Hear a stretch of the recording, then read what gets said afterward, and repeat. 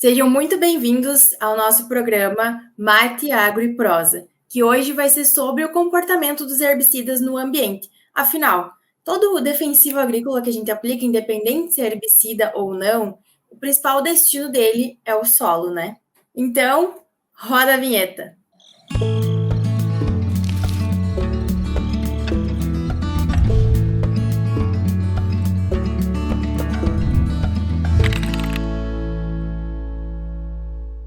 Sejam muito bem-vindos a essa aula sobre comportamentos de herbicida no ambiente. Então, o objetivo da aula vai ser conhecer e entender os processos que determinam o destino ambiental dos herbicidas e os fatores que influenciam nesses processos. O solo, ele é o principal destino final dos defensivos agrícolas, sejam eles herbicidas, inseticidas, fungicidas, né, que são aplicados tanto no solo diretamente ou em parte aérea das plantas. Então, por isso é muito importante a gente estudar o comportamento dos herbicidas no ambiente. Então, o comportamento dos herbicidas, quando eles estão em contato com o solo, eles dependem de várias coisas, que é a retenção do herbicida no solo, é o tempo que ele vai ficar retido naquele solo, é a lixiviação, que é o escorrimento do herbicida na matriz do solo, escorrimento descendente, né? A volatilização, que é a transformação do meio líquido do herbicida para um gás que vai ficar na atmosfera, a fotodegradação, que é uma forma que o herbicida se degrada no solo, a decomposição química e microbiológica, que também é uma forma de degradação do herbicida, e o escorrimento superficial, que é quando ocorre junto com as erosões, que é levado com as águas da chuva, né? Que o herbicida acaba indo parar nos rios. Então, como eu estava falando para vocês, após a aplicação do herbicida, aqui mostra nessa imagem que ele pode estar em vários lugares após a gente aplicar ele, né? Ele pode estar no solo, ele pode lixiviar, que aí ele vai para os lençóis freáticos, ele pode ficar ali no solo e ser degradado por micro-organismos, ele pode ser absorvido pela planta, né? Ou ele pode ficar adsorvido no solo. O que é a adsorção? O solo ele é composto por diversos materiais, né? E aí, dentro do solo, ocorrem as reações químicas. Então, a gente tem, dentro do solo, a gente tem os colóides do solo, que são partículas do solo com alta capacidade de troca de cátions e de ânions. Então, é como se fosse ímãs, tá? É como se a gente tem o ímã do solo e o herbicida. E aí, quando está muito seco, ou ocorrem as condições ideais para que isso aconteça, o solo é o ímã e o herbicida se gruda no solo e fica ali absorvido, ele não sai dali. Então, ele não consegue ser absorvido pela planta, ele não pode ser lixiviado, volatilizado. Então, ele fica ali absorvido, como se fosse um ímã mesmo, que ele fica grudado ali nos colóides do solo. Ou seja, explicar para vocês que quando a planta vai absorver o herbicida ele precisa estar na solução do solo. O que é a solução? A solução é o local onde é que tem a água do solo, né? No momento que a planta vai absorver a água, ela absorve o herbicida junto. Então, quando o herbicida está preso nos colóides do solo, a planta não consegue absorver esse herbicida e aí não vai ter reação nenhuma, né, na planta. Então, nessa imagem aqui a gente consegue ver mais ou menos o que acontece com o herbicida depois que a gente aplica, né? Ele pode ser fotodegradado pela luz do sol, ele pode ser volatilizado, né? Porque ele vai estar no solo em forma de líquido e vai virar um gás que vai para a atmosfera, ou pode ocorrer o runoff, que a gente chama que é o escorrimento superficial. Tu vai aplicar o herbicida hoje, por exemplo, um herbicida de solo, um pré-emergente, e vai dar 50 milímetros de chuva. Se tu não tem uma boa palhada, não tem um manejo bom de solo, provavelmente ele vai escorrer, né? E aí vai acabar indo junto com a água para os rios e lagos. Então, a retenção do herbicida, ela tem total ligação com dois nomes, vamos dizer assim, né?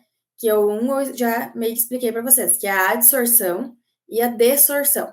Então, a adsorção, imagine um ímã, quando aquela molécula do solo se gruda com a molécula do herbicida. E a dessorção é quando sai essa ligação, quando não tem mais a ligação desse ímã. Então, ele está dessorvido no solo, significa que ele vai estar disponível para as plantas poderem absorver. Uma relação com a retenção do solo também, além de a gente ter que estudar o solo, a gente tem que estudar as características físico-químicas das moléculas dos herbicidas. Por quê? Como eles interagem, e são duas coisas totalmente diferentes, a gente tem que estudar tanto o solo quanto o herbicida, né? Então, falando das características físico-químicas das moléculas dos herbicidas. O que a gente precisa saber para saber se aquele herbicida que a gente aplicou lá na lavoura, ele vai estar disponível para a planta absorver ou não. A gente precisa saber a solubilidade do herbicida em água, a pressão de vapor desse herbicida. A pressão de vapor é uma medida que a gente consegue estimar a volatilidade, o quanto aquele herbicida é volátil. O coeficiente de partição, que é o KOW, a constante de equilíbrio de ionização, que é o pKa, e a meia-vida desse herbicida. Então, aqui eu estava falando para vocês sobre os componentes do solo, né? O solo ele é composto pela matéria mineral, que são os colóides do solo, que pode ser argila, areia, silt, e tem a parte da matéria orgânica, né? Temos a parte do ar, da porosidade do solo, e a parte da água. Então, se a gente for parar para pensar um pouquinho, a maioria dos solos, dos tipos de solos do Brasil, se a gente for ver aqui, a maioria é laranja ou é meio que rosa, né? Então, o laranja são latossolos e os mais rosas são argissolos. Aqui na minha região, que é a região norte do Rio Grande do Sul, predominam os latossolos. Quais que são as características desses solos? Eles são solos ricos em ferro, tá? E são ricos em ferro, em óxidos de ferro, que são altamente reativos. Significa que quanto mais argila a gente tiver no solo, mais fácil, vamos dizer assim, mais forte essa ligação de ímã que a gente tem, né? Então, é mais fácil do herbicida ficar retido ali e absorvido nos colóides do solo. E a mesma coisa nos argissolos. Então, por isso que é muito importante a gente estudar o comportamento dos herbicidas no solo. Agora, pensando nas propriedades físico-químicas dos herbicidas, as moléculas de herbicida elas não são encontradas na natureza, são moléculas feitas em laboratório, na indústria, né? E a maioria dos pesquisadores eles usam as mesmas estruturas para formular diferentes herbicidas. O que eles vão trocando? Os grupos funcionais vão sendo trocados. Porém, quando troca esses grupos funcionais, dá uma grande diferença quanto ao comportamento do herbicida no solo, e ele pode ser mais ou menos seletivo, né? Seletivo é o seguinte: é quando a gente vai aplicar um herbicida para folha estreita e ele só vai matar a folha estreita, ele não vai eliminar a folha larga. Então, essa é a seletividade dele. E aí também vai mudar a eficiência do herbicida e tudo mais. Mas com o passar do tempo, está cada vez mais sendo estudado a produção de herbicidas biológicos, né? Porque o mercado de defensivos biológicos nos próximos anos vai vir com tudo, né? Vai ser o que, assim, vai ser uma nova agricultura, vamos dizer assim. E aí, então, o que eu falei para vocês sobre a constituição dos herbicidas, a constituição deles são muito semelhantes, porém a ação deles é diferente, né? E a seletividade e o comportamento no ambiente. Aí a gente fica pensando, né? Eu coloquei um meme aqui. Afinal, o que acontece com o herbicida após ele ser aplicado no solo? Porque depois que ele sai da ponta de pulverização, do pulverizador, o que será que ele acontece? Muitas vezes a gente aplica ele e a gente não tem o resultado esperado, né? Então vamos ver. Então, agora pensando, como eu falei para vocês, eu vou explicar mais detalhadamente sobre as características físico-químicas das moléculas dos herbicidas, que é o que eu falei antes, a solubilidade, pressão de vapor, o KOW, o pKa e a meia-vida. Então, o que é esse tal de pKa, né? O que ele tem a ver com o herbicida no solo? O pKa, ele é uma propriedade que a gente encontra na formulação do herbicida, que vai estar lá quando ele for produzido, e tem relação com o pH do solo. Então, dependendo do pH do solo, o herbicida vai estar mais disponível ou menos disponível, que é aquela coisa do ímã que eu expliquei para vocês. Se o pH do solo for igual ao pKa, que é a constante de ionização do herbicida, as concentrações de herbicida que vão estar livres no solo e que vão estar presas no solo são as mesmas, elas são iguais. Então, 50% do herbicida vai estar livre no solo para a planta absorver 50% vai estar preso naquele ímã que é adsorvido, né? Preso nos colóides do solo. Então, se a gente for parar para pensar, quando a gente for aplicar um herbicida e a gente tem um pH de 6, vamos dizer assim, e o pKa do herbicida é 6 também, a gente vai ter só 50% daquele produto que a gente aplicou disponível para a planta absorver. Agora, quando o pH for menor que o pKa, as concentrações presas elas vão ser muito maiores. Então, para a gente ver que a gente precisa manter o solo equilibrado, né? Aqui os solos latossolos, que são o que predominam aqui na minha região, são solos com alta acidez, então a gente tem que aplicar calcário para diminuir o alumínio tóxico e a acidez do solo, e a gente consegue ver aqui que isso também tem relação com a disponibilidade do herbicida no solo, né? Agora, quando o pH for maior que o pKa, as concentrações não dissociadas, que são as presas, elas são muito menores, então tu vai ter muito mais herbicida livre na solução do solo para que ele possa ser absorvido por aquela planta. Agora, pensando no KOW, coeficiente de partição, mas o que será que é isso, né? O coeficiente de partição, ele significa a afinidade que o herbicida vai ter por lipídios, né? Então, se a gente for parar para pensar, a nossa matéria orgânica ela é formada por ácidos graxos, né? Ácidos graxos são lipídios. Então, quanto maior o log de KOW, menor será a solubilidade desse herbicida. Por quê? Quanto maior esse coeficiente, esse KOW, mais afinidade ele vai ter por lipídios. Então, se ele tem afinidade por lipídios, é a mesma coisa do ímã. Ele tem afinidade e ele vai ficar preso na matéria orgânica. Então, é muito importante a gente saber essas características dos herbicidas, né? Aqui a gente consegue ver na tabela sobre o log de KOW, então, e a lipofilicidade, que aqui nesses números, dependendo do valor do log de KOW que o herbicida vai ter, ele vai ser hidrofílico, medianamente hidrofílico, lipofílico, que é afinidade pela gordura, né? E extremamente lipofílico é muita afinidade. Então, provavelmente ele vai ficar bastante retido na matéria orgânica do solo. Agora, pensando na solubilidade, o que é a solubilidade do herbicida?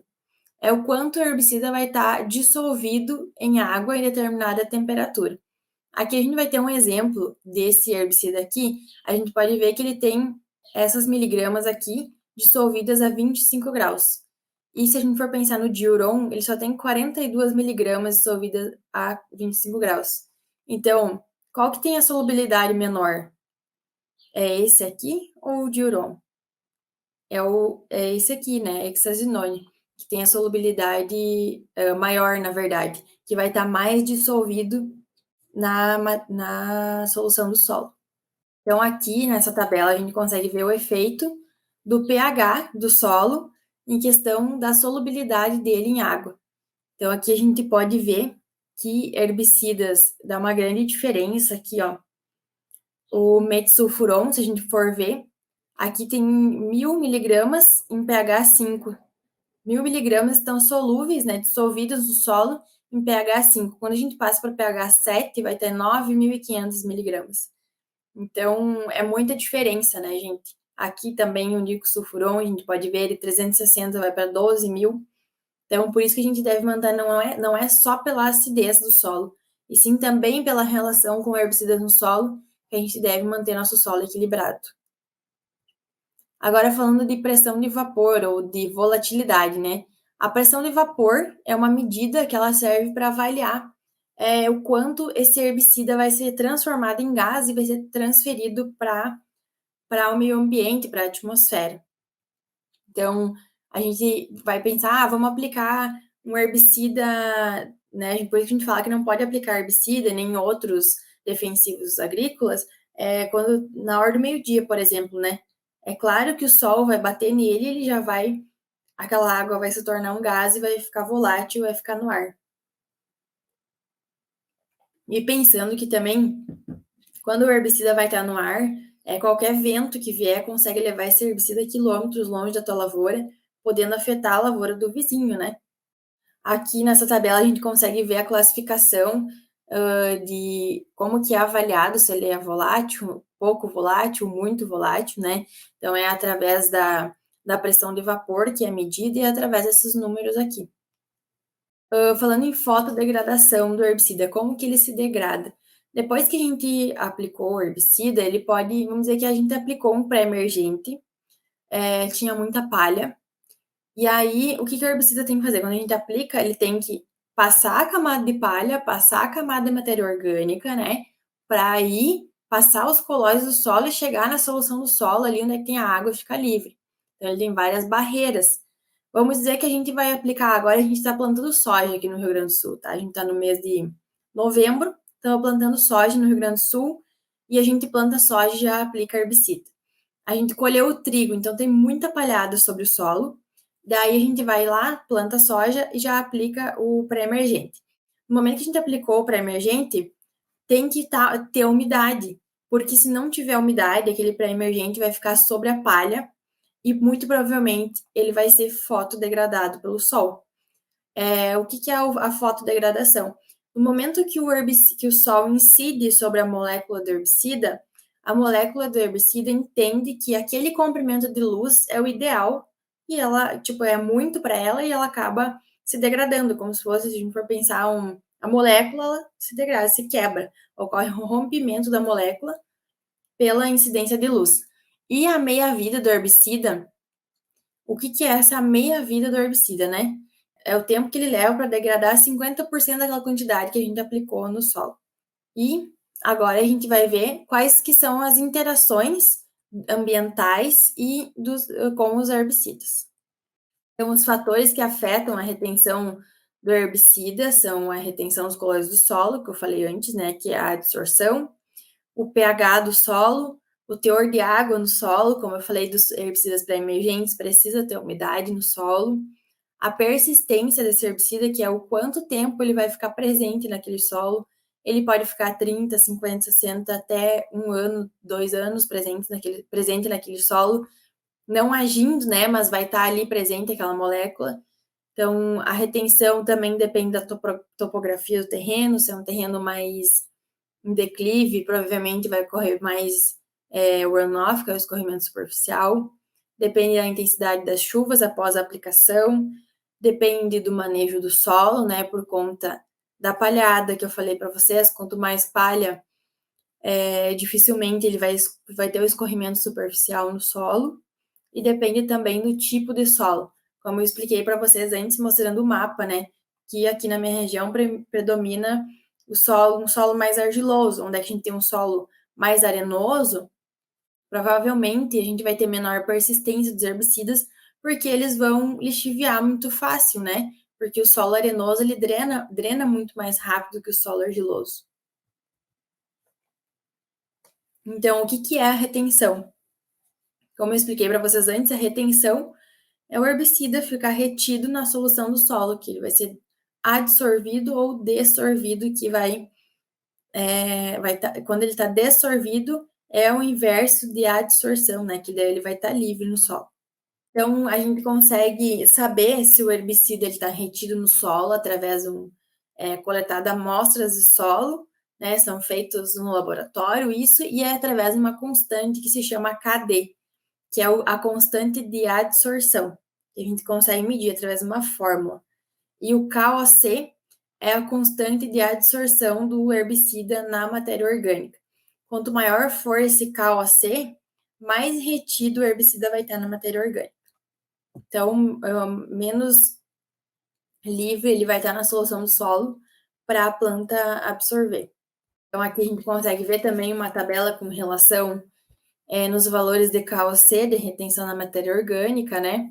Quais herbicidas têm mais probabilidade de estarem retidos na matéria orgânica? A gente pode ver aqui o paraquat, o diquat, o glifosato. Eles têm muito forte a força de sorção, que é a capacidade de ficarem retidos na matéria orgânica.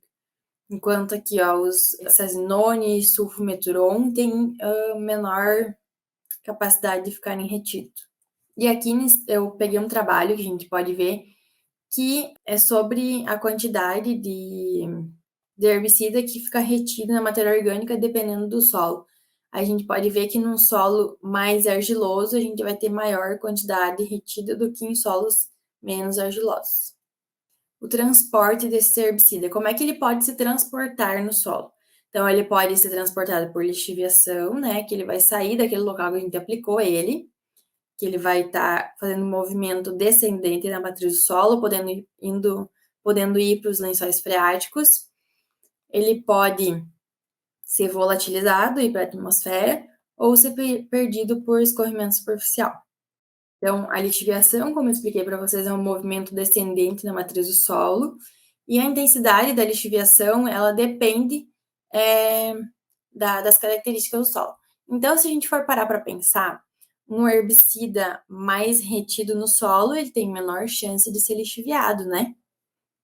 Então, aqui na tabela a gente consegue ver como que os herbicidas podem se perder no ambiente. Eles podem se perder, a maior parte, olha, de 10 a 90% dos herbicidas, eles podem se perder por volatilização. E aí, de 0 a 4% por lixiviação, de 0 a 10 por absorção de outras plantas, né? E escorrimento superficial, 10%. Então, se a gente for parar para pensar, o principal fator de perda de herbicida, né? Vamos pensar que a gente está perdendo dinheiro quando a gente perde defensivo agrícola, porque é caro demais, né? A gente está perdendo por volatilização. A degradação do herbicida, ela pode ser por fotodecomposição, como eu expliquei para vocês antes, por oxidação, que é um processo químico, por hidrólise, que é a quebra da molécula pela água, ou por degradação biológica, microbiológica. Deixa eu contar para vocês uma curiosidade que eu estava lendo esses dias, que tem mais de 20 tipos, 20 espécies de micro-organismos no solo que dependem dos produtos químicos, dos herbicidas, dos defensivos agrícolas para se alimentar e sobreviver. Então, se a gente for parar para pensar, não é tão ruim assim, né, os defensivos agrícolas, porque se a gente não aplicar os defensivos agrícolas, do que esses micro-organismos vão se alimentar? Eles precisam de ser o alimento deles, e aí que ocorre a degradação microbiológica. Aqui, ó, mostra mais certo, a degradação vai ocorrer no solo, né, a fotodecomposição por causa do sol. E aqui a gente consegue ver a persistência dos herbicidas no Brasil, tá? Que é o quanto o herbicida ele é persistente. Então, se ele fica aqui a meia-vida, 50% dele que for degradado. Então, se 50% do herbicida for degradado em menos de 30 dias, ele não é persistente no solo. Agora, se for 50% dele for degradado a mais de 360 dias, ele é muito persistente. E então, falando do efeito residual dos herbicidas. Afinal, a persistência dos herbicidas, ela é boa ou ela é ruim? Depende. É a palavra que o agrônomo usa muito, né? Depende. Por quê? Se a gente for pensar em efeito residual, é bom que o herbicida persista 15, 20, 30 dias no solo agindo, né? Se a gente quer controlar plantas daninhas. Agora, se a gente for pensar na cultura sucessora que vai vir, é ruim, né? Por quê?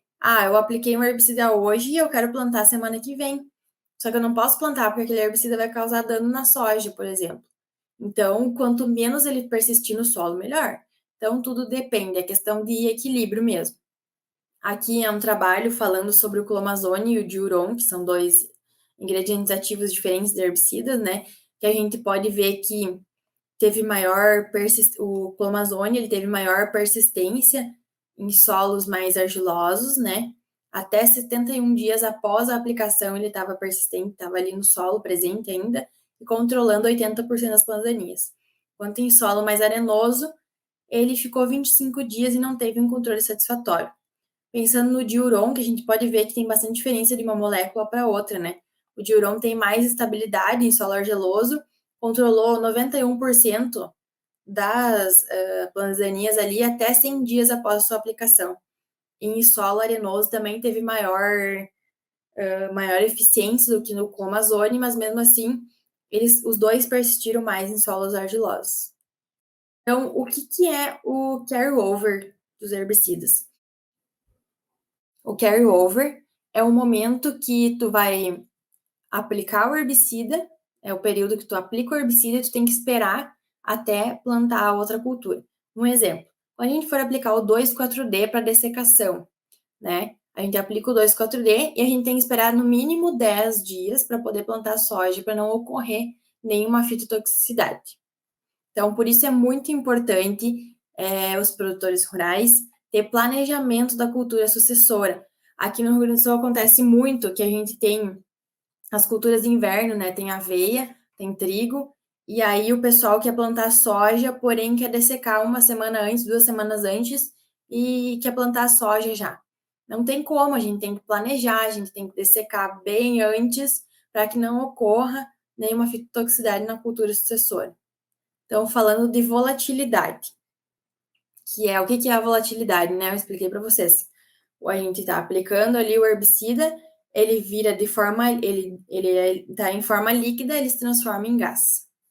Então, acho que a gente aqui, que é aqui do Rio Grande do Sul, a gente ouviu falar muito disso, que foi a deriva do 2,4-D. Muitos agricultores que plantavam soja e tal, outras culturas que não era fruticultura, né? Eles foram aplicar o 2,4-D, que é um herbicida hormonal e muito volátil, e esse herbicida acabou se volatilizando, se tornando gás e ficando no ar, andando quilômetros e atingindo a fruticultura, os pomares de uva, né? Viticultura aqui no Rio Grande do Sul. Então, houve muito dano aqui por conta desse herbicida. E foi aí que o governo decidiu, vai ser implementado no Brasil inteiro isso, mas vai começar aqui pelo Rio Grande do Sul, as novas normativas de aplicação de herbicidas hormonais. Então, aqui nessa tabela, a gente consegue ver a classificação dos herbicidas conforme a volatilidade deles, né? E para a gente falar de volatilidade, a gente também tem que pensar sobre a tecnologia de aplicação.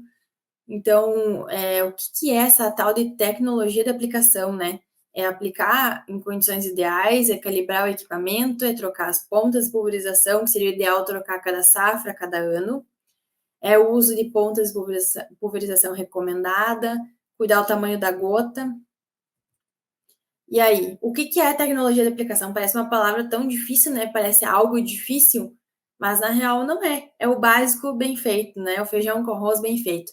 Então, é uma correta aplicação no produto, na quantidade necessária, de forma econômica e com mínima contaminação no meio ambiente. E quais que são as condições ideais de aplicação, então?